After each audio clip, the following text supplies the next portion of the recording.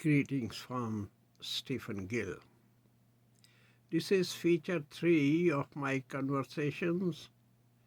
My conversations are about Stephen Gill's books and his philosophy about peace and love that he illustrates in his writing, and also about his art of writing. This question in feature 3, this question is about significance of literature, and this question is from Professor Dr. Nilanshu Kumar Agarwal.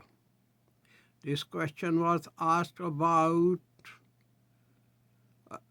2008, was published in some print media and also in a couple of books, including the book of Dr. Agarwal, and the title of that book was Discovering Stephen Gill, and that was published by Authors Press.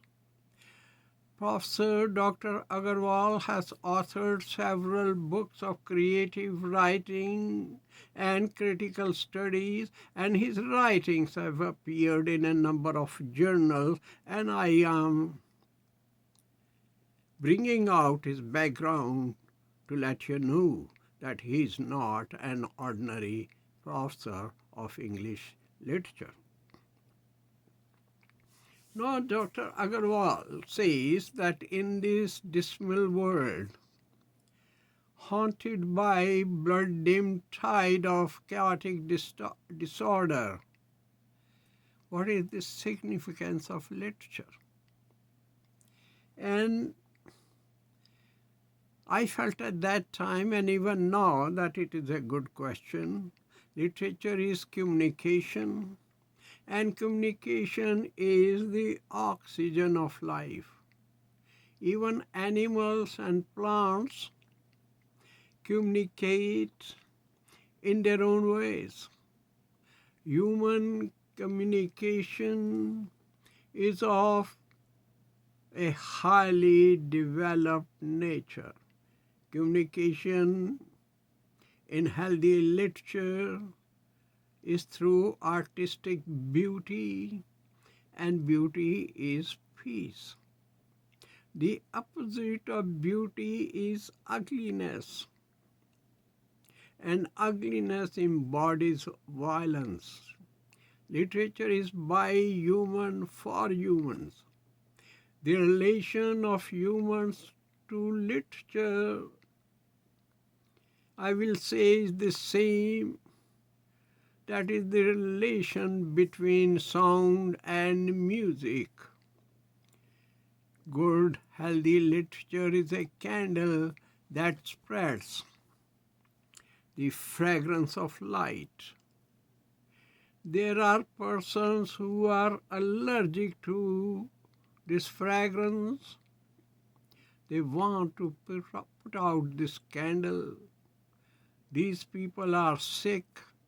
Violence is the expression of sick minds. They want to uproot life. They are after killing communication. Healthy literature takes human to a higher level of communication. Artistic beauty deepens the awareness of life. It's fruits of blessedness. The world is filled with fruits. The world is filled with trees. The world is filled with also flowers in every shape and in every form, in every color, for human to celebrate these beauties. It is the human who has poisoned these beauties and made the world a dismal place. I would like to remind what I said in the feature 2. I have mentioned in feature 2 that Almighty is the first artist who created the beauty of the world, of the universe with his words. Almighty created the universe for the delight of human beings, but human beings have turned the universe into a miserable place by sowing the seeds for the fruits of ugliness. My compositions are to celebrate love, the love that links creation with Creator. In Sonnet 3, I say, I live to sing the enriching lyric of your love and hear your opiate symphony. That is a welcome boon for me. Love is the ruling passion also in my prose. My novel, The Coexistence, based on the ideology of live and let live, was published in 2011 by Orientalia in India. And this novel has direct references to love. At one place I adore love when I say, when the waves of the ocean fuse, they drive their energy from eternity. Love is the spark of eternity, and eternity is not born in time. Trusting love is trusting the arms of mother that are without strings. Abuse of love is the rape, that is the reckless disregard of the trust, ending in the demise of relationship to become a sepulchre of emptiness.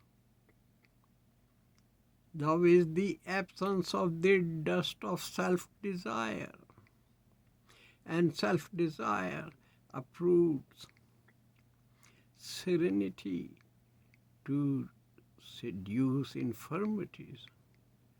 Love is the language of God, and God is peace. In my next novel, The Chhattisgarh, that was published by Prakash Book in 2017, I notice love. I say love is an endless process to dust off the diamond to live and let live under its radiance. Love is a fathomless ocean. It is a bird in flight, a lotus of the cosmos, the sun that brings every dawn, and the stars that twinkle in the darkest hours. Love is a singer of life, not a singer of the lifelessness of detaches. God is unchanging, and so is love. In my long poem, Amputee, it is an epical poem. I bring out devastation caused by the lack of love in a loveless family. I would like to repeat what I say in my feature 2. In there I call God the first artist. I say God is first poet who created the beauty of the universe with his words. In his crop of beauty and peace.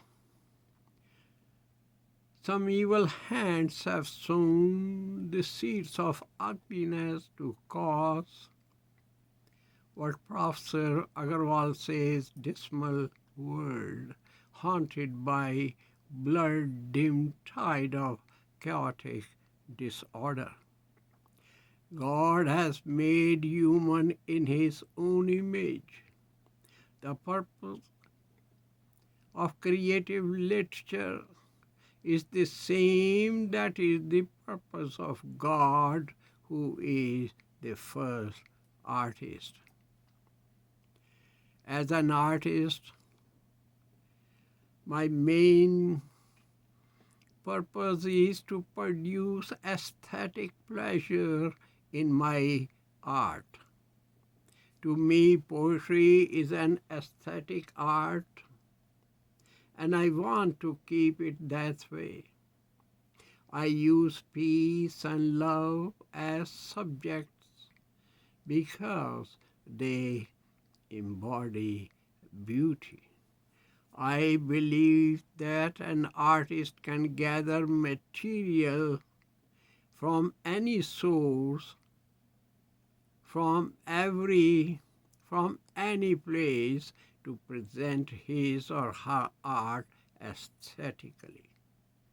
Artists can use any presentation to define the aesthetical taste that includes the cult of beauty that is the base of art. There can be a message, but the ruling atmosphere should be suffused with refined beauty. I believe that peace and love are the supreme sources of great work of art. I believe that peace is ocean. I also believe that the energy that comes from peace, that energy is infinite. Human is the wave of the infinite ocean. To build a connection with the ocean of peace, human need the bridge of love, and love is the language of peace. When love and peace are surrounded with the animals of evil, a healthy creative literature can play a significant role. Thank you, my friends, for watching. Please do not forget to push subscribers button. Feature 4 is about how to be a good poet. My blessings.